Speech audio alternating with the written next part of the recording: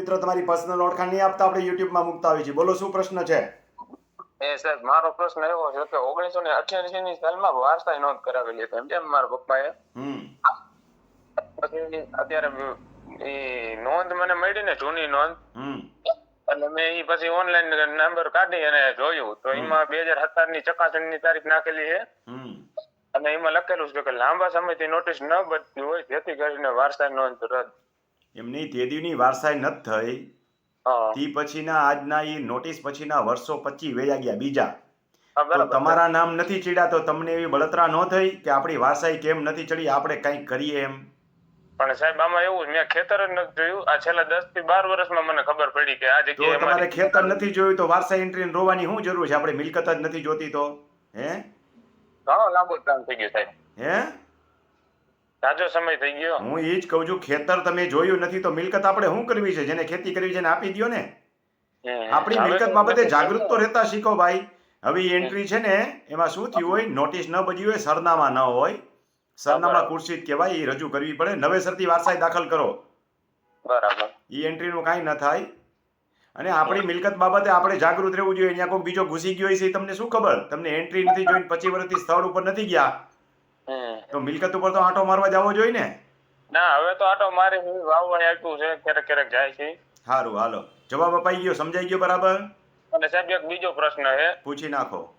નકશામાં ઈ એને survey number નથી એમ.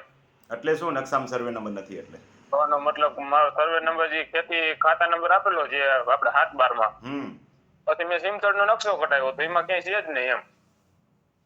તો પછી તમે જમીન ક્યાંથી કોકને વાવવા આપી? સ્થળ ઉપર જમીન જ નથી તો એમ નથી કેતો, આમ નકશામાં નથી, બાકી આમ કબજો તો અમારી પાસે છે જ વર્ષોથી એમ. માપણીની અરજી કરો એટલે ઓટોમેટિક ખબર પડી જશે. હા, માપણીની અરજી કરી ને તો એમાં લખેલું આવ્યું કે ગામતળનો સર્વે નંબર છે, એને સાધનિક કાગળો હોય તો આગળની કાર્યવાહી થાય એમ. સમજી ગયો. એ ગામતળમાં વિલીનીકરણ થઈ ગયું હોય જગ્યાનું, ગામતળ વિસ્તરણ થયું હોય ને ત્યારે જગ્યા એમાં ગઈ હોય એટલે એના સાધનિક કાગળ કંઈક હોય ને તો એ તલાટી મંત્રી પાસેથી મળે, પંચાયતમાંથી મળે, એ કઢાવવા પ્રયત્ન કરો. વિલીનીકરણ થઈ ગયું હોય, એ સર્વે નંબર ગામતળમાં ભળી ગયો હોય. બદલામાં કઈ બીજો ફાયદો છે કે નહીં શોધશો તો ખબર પડશે ને. જમીન શોધવી પડશે. ખાલી ખેતીની જમીન જ્યાં તમારી હયાત છે ને એ તમારી માલિકીની સમજતા નહીં. બરાબર. કાગળ ઉપર ખાલી જીવે છે, સ્થળ ઉપર ભલે એ બીજી જગ્યા છે. અને બીજો પ્રશ્ન એવો હોય સાહેબ કે એમાં ટોટલ 12 એકર બતાવે, 12 વીઘા. એટલે કબજો અમારી પાસે છે ને 8 જ વીઘાનો છે, કદાચ 7 થી 8 વીઘા. ગમે એટલો હોય, જે માપણી જ નથી થતી, આખો સર્વે નંબર ડૂબી ગયો છે ને 8 વીઘા ને 12 વીઘાની ક્યાં ચર્ચા કરવાની રહી? પહેલા તો સર્વે નંબર શોધો કે સીમતળમાં ભળી ગયો છે કે નહીં. બરાબર. એટલે સુરાગ આખો નીકળશે કેટલી ભળી છે કેટલી નથી ભળી. થોડી પાર્ટ ભીડ્યો છે કે થોડો ભીડ્યો છે એમ. પાદેડું જ્યાં હોય ને, પાદેડાની જમીનમાં આ તકલીફ હોય, સીમતળમાં ભળી ગયા ને બાકી રહી ગયા બાબતો. કારણ કે આમ પરિકર જયારે ફેરવું હોય કે કોઈકનો આખો સર્વે નંબર ન ઉપાડ્યો હોય, એમાંથી પરિકર ફેરવતા જેટલી કટ થઈ હોય એ નક્કી કરેલું હોય ભાઈ આટલો જે છે આપણે ગામનું વિસ્તરણ કરવું છે, જગ્યાની જરૂર છે.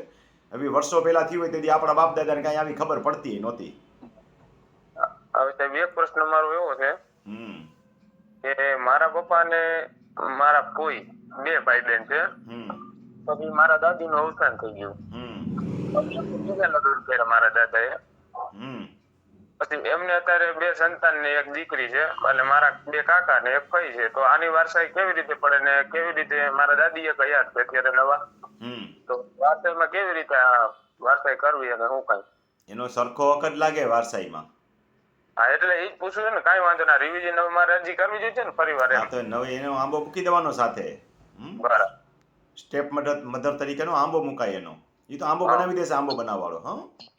ભલે ભલે સર. ઘણા બધા ગૂંચવાડા છે, મિલકત બાબતે જાગૃત રહ્યો, નકર બધું વયું જશે. અથવા વયું જ ગયું કહેવાય. અત્યારે કાગળ ઉપર જીવે છે, સ્થળ ઉપર બીજી જગ્યાએ છો તમે, અને ગામતળમાં ભળી ગયું છે. થોડી મિલકત બાબતે જાગૃત થાવ અને આ લોચા સોલ્વ કરો. અને એક હાથબારના નામ બાબતનો પ્રશ્ન છે સર, નાના પ્રોબ્લેમ. કેટલાક પ્રશ્નો છે, પૂછો. એમાં એવું છે કે એક નામ છે ને હાથબારમાં જૂનું નામ જુબેરભાઈ હતું, અને આધાર કાર્ડમાં જન્મ તારીખના દાખલામાં ટોટલ નામમાં મોહમ્મદ જુબેર છે સાહેબ. તો એ સુધારો કરવા માટે કાંઈ? એ સુધારો તો સામાન્ય છે, થઈ જાય જો મામલતદાર ધ્યાન આપે તો. નહીંતર પ્રાંત અધિકારી પાસે જાજો, થઈ જશે. કરવાનું થશે ને? ના ના, કાંઈ બીજી ચિંતા કરવાની જરૂર નથી. હા ભલે સાહેબ. ભલે, આવજો.